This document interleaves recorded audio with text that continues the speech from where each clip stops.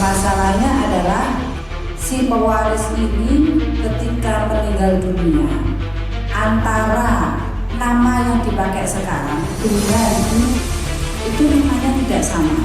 Dimensi efektivitas peraturan karena dia demi hukum, lalu saya kaitkan dengan sengketa pertanahan dan mafia pertanahan. Jangan-jangan ini ada benang merahnya.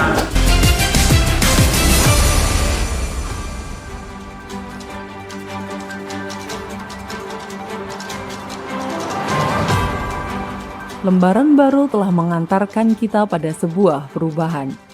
Perubahan yang menjadikan kita lebih dinamis dan lebih berwarna. Perubahan adalah suatu hal yang abadi, karena dalam perubahan selalu tersimpan harapan.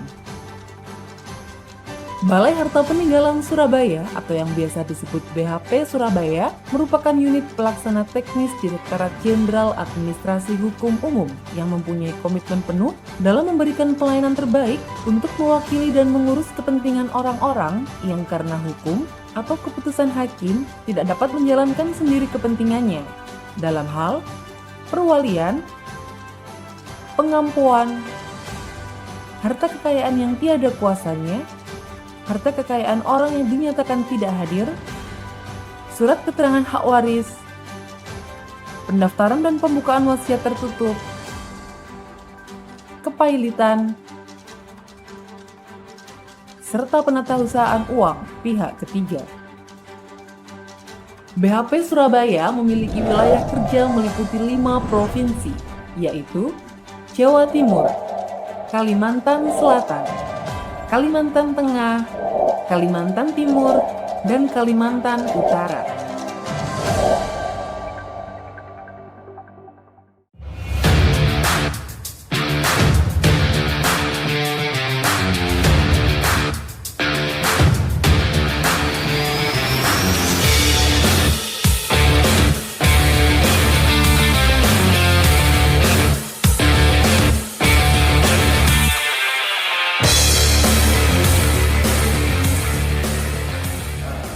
Yang kami muliakan, dalam kegiatan FGD tentang pengurusan harta kekayaan yang pemiliknya tidak hadir ini, maka diharapkan mampu meningkatkan kinerja Balai Harta Peninggalan dalam menjalankan tugas dan fungsinya melindungi hak keperdataan seluruh masyarakat di Indonesia. Kepada para narasumber yang telah meluangkan waktu untuk hadir, kami ucapkan terima kasih. Kami menyadari betapa pentingnya pengetahuan dan pengalaman kerja yang akan disampaikan oleh narasumber dalam kegiatan FGD hari ini, sehingga setelah berakhirnya kegiatan ini dapat terwujud persamaan persepsi, dan yang penting adalah kita bisa terkoneksi dengan mengucap Bismillahirrahmanirrahim. FGD dengan tema kehadiran negara dalam pengurusan harta kekayaan yang dinyatakan tidak hadir atau AFBCG dan harta peninggalan yang tidak terurus on BHRD Nawatan Skar melalui peran Balai Harta Peninggalan di era global, saya nyatakan dimulai.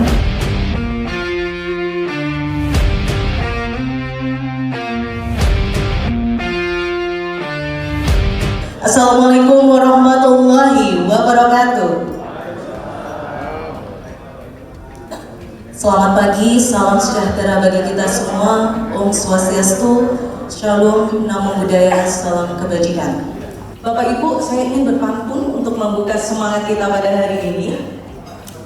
Dicaketin ya. Oke. Jalan-jalan ke pantai Gerangan. Si Ayang ngajak serius. Hari ini bahas ketidakhadiran, lalu kita bahas harta tidak terurus. Saya akan menyampaikan secara rinci terkait gugatan dan sebagainya, karena kita berbicara di sini adalah AFBCG itu adalah sifatnya adalah permohonan. Saya ingin menguasai rumah tersebut, tapi saya nggak bisa ini aksesnya. Saya tidak tahu, saya harus hubungi siapa. Apakah siang punya nggak ada, kemudian orang Indonesia tidak ada, itu bisa memang ke Balai Harta Peninggalan.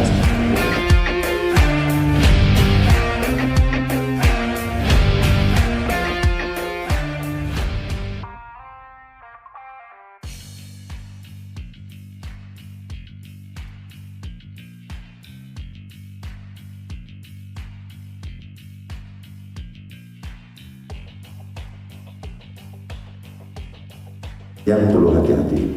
Jangan sampai nanti ketidakhadiran ini menghilangkan hak orang tersebut.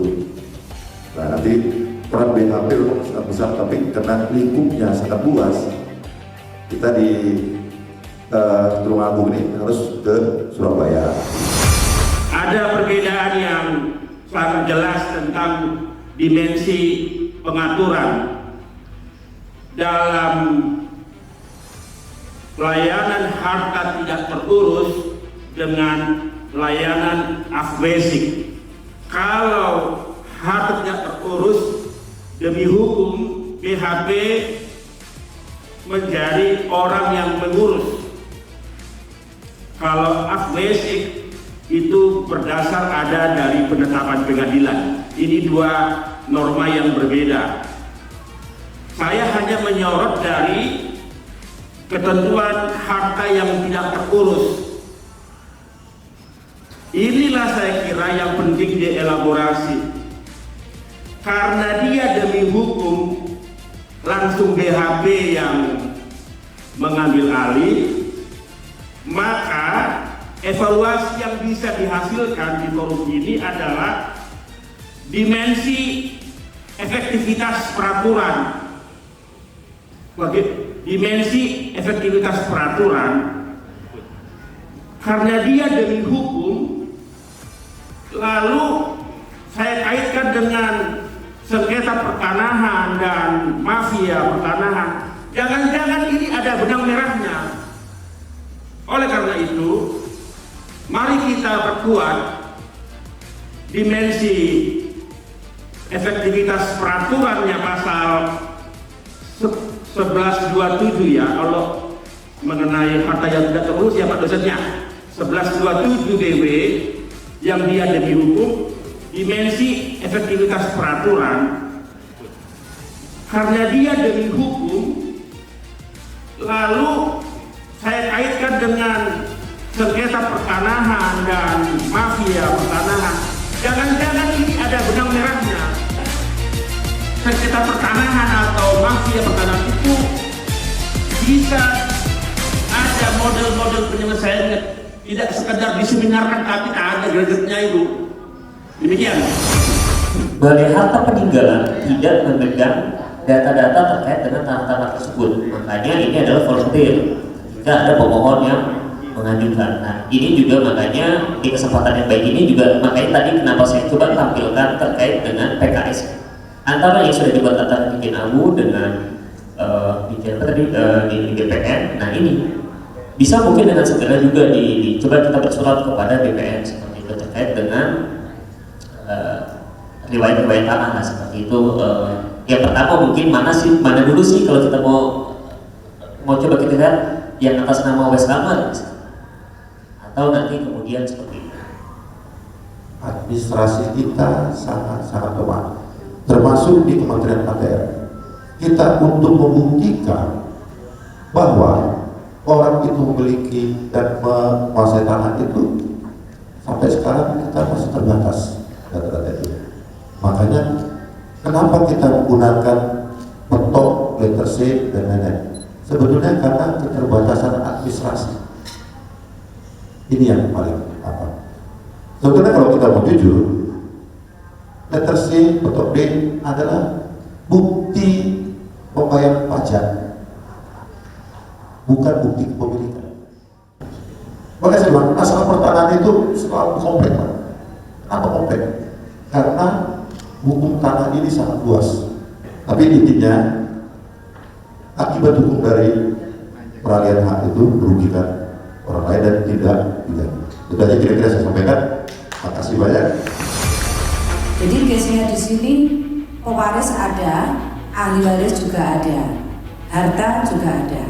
Permasalahannya adalah si pewaris ini ketika meninggal dunia, antara nama yang dipakai sekarang dengan dulu pada waktu beliau itu sebelum kira-kira tahun 70-an ya, itu namanya tidak sama.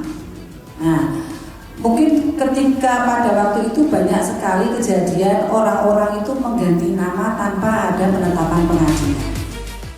nama yang sama. Si Fulan dengan si Dula adalah nama yang sama.